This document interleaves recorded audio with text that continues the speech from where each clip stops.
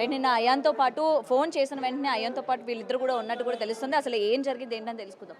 So, అయాన్‌తో పాటు మీరిద్దరు కూడా వెళ్ళడం జరిగింది కదా! అవతల సైడ్ ఎంతమంది వచ్చారు గ్యాంగ్? 8 మెంబర్స్ దాకా వచ్చారు. 8 మెంబర్స్. 8 మెంబర్స్ వచ్చారు. మరి మీరు అంతమంది వచ్చారు కదా! ఏం జరుగుతుందో ఏంటో అని చెప్పి మళ్ళీ మీ ఫ్రెండ్స్‌ని పిలవడం గాని, వద్దురా అది రిస్క్ మనం వెళ్ళొద్దు అని చెప్పి ఆపడం గాని ఏం చేయలేదా? అంటే అసలు మీరు 8 మెంబర్స్ వచ్చారు. మాకు కనబడలేదు. ఆ. ఇప్పుడు మాకు ఎవరు ఫోన్ చేశారో ఆయన ఒక్క వ్యక్తి ఒకటే కనబడ్డాడు. హ్మ్. వాళ్ళు సడన్గా మేము అయిపోయిన ఇట్లా మాట్లాడుతున్న వెంటనే 8 మెంబర్స్ ఒకటేసారి సడన్గా వచ్చేసారు. హ్మ్. వచ్చేసి మాట్లాడిన వెంటనే కొడుతూనే ఉన్నారు. చెప్పిన ఆగట్లేదు. మా ఇద్దరిని కూడా కొట్టారు అందులో. వాడి బాగా కొట్టేసేసరికి ఛాతి మీద కొట్టేసరికి కింద ఆటోమేటిక్గా పడి. చుట్టుపక్కల ఎవరు ఆపే ప్రయత్నం గాని ఎవరు చేయలేదా? చేయలేదు. ఎందుకంటే ఎవరు డే చేయలేదు. టైమే కదా మొత్తం కూడా జరిగింది. అవును, ఎవరు చేయలేదు. బండ్లు వెళ్తున్నాయి కానీ ఎవరు చేయలేదు. హ్మ్. ఓకే. కేవలం లవ్ కోసమా ఇదంతా కూడా? లవ్ కోసం.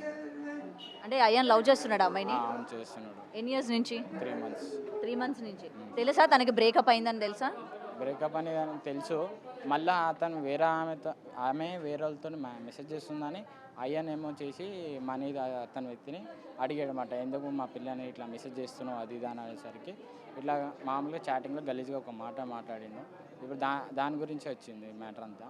గలీజ్గా ఎందుకు మాట్లాడినావు అని ఫోన్లో. అంటే ఈ అమ్మాయి అయాన్‌తోనే కాకుండా వేరే వాళ్ళతో కూడా మాట్లాడుతుందా? అవును, ఆ విషయం అయాన్‌కి తెలిసి అడిగాడు.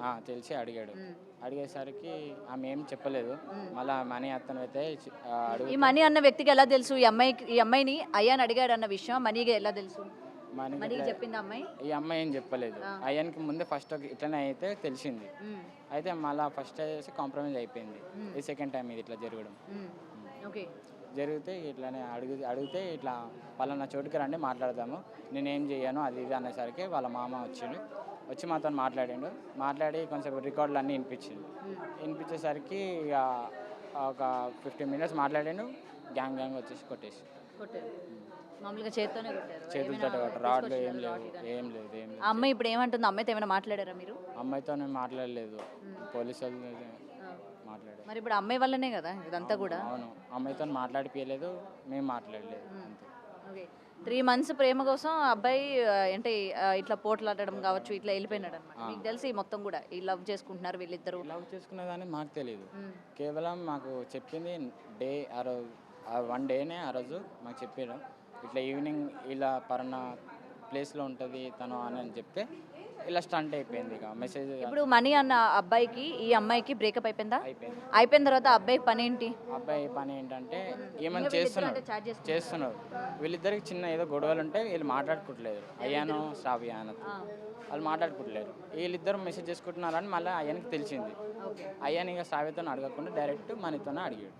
అడిగితే ఇలా పలానా చోటకి రమ్మని మెసేజ్ ఎందుకు ఇలా చేశారని పలానా చోటకి రమ్మంటే వెళ్తే మాట్లాడారు. సరే మాట్లాడారు, అయిపోయింది వెళ్ళిపోదాం అనే టైంలో వచ్చేసి కొట్టేస్తున్నాడు. అయ్యా నేను చదువుతున్నాడు 10th ఇప్పుడు అయిపోయింది. Inter first year. Inter first ఇయర్కి లవ్. మీకు ఉన్నదా? లేదు మాకు. కనీసం అసలు మనం ఏం చదువుతున్నాము ఏంటి ఏ ఏజ్లో లవ్ అనేది ఇంపార్టెంట్ అన్న విషయాలు కూడా మీకు తెలీదా? ఏమైనా అంటే మళ్ళీ అన్నాను అంటారు కానీ ఇంటర్ ఫస్ట్ ఇయర్ ఇప్పుడే మీరు అవతల ఇంకొక అమ్మాయితో మీరు రిలేషన్ ఉందని చెప్పి మరి పోట్లాడుకోవడము ఇవాళ చావు వరకు తెచ్చుకున్నారు. అవును, మాకు చెప్పినా మేము ఇలాంటివి చేయొద్దని చెప్పేటోళ్ళం. మాకు కూడా చెప్పలేదు. సడన్గా చెప్పేసరికి కానీ మీలాంటి ఫ్రెండ్స్ అందరూ సపోర్ట్ చేస్తూ ఉంటారు కదా ఇంకా అమ్మాయిని. కొన్ని గ్యాంగ్స్లో ఉంటుంది కానీ ప్రతి దాంట్లో ఉండదు కదా మ్యామ్ సపోర్ట్ చేయడం. మేము ఎక్కువ ఫ్రెండ్షిప్ ఉంటుంది కాబట్టి బట్ మేము డ్యూటీలోనే ఉంటాం. ఏదో ఖాళీగా ఉన్నామని చేస్తూ ఉంటారు మీరు అందరూ? మీరందరూ పార్ట్ టైం జాబ్స్ కూడా చేస్తూ ఉంటారు? జాబ్ చేస్తాం, చదువుతాం. ఇంటర్ సెకండ్ ఇయర్ కంప్లీట్ అయ్యింది. మేము పార్ట్ టైం జాబ్ చేస్తుంటాం. ఎట్లయినా క్యాటరింగ్స్ అప్పుడప్పుడు ఉంటే వెళ్తాం. సో అయ్యాను ఎప్పుడు ఇంతకుముందు ఎప్పుడైనా సరే ఇలాగ గొడవడం కానీ మనీతో పాటు ఏమైనా ఉండేనా? ఫస్ట్ డే అదే చెప్పాను కదా మేడం. ఫస్ట్ అయ్యింది కాంప్రమైజ్ అయిపోయింది. అంటే గొడవ అంటే దగ్గర కలవలేదు. కాంప్రమైజ్ అంటే ఎవరు కాంప్రమైజ్ చేశారు మధ్యలో వీళ్ళిద్దరు మాట్లాడుకున్నారని మాకు తెలుసు.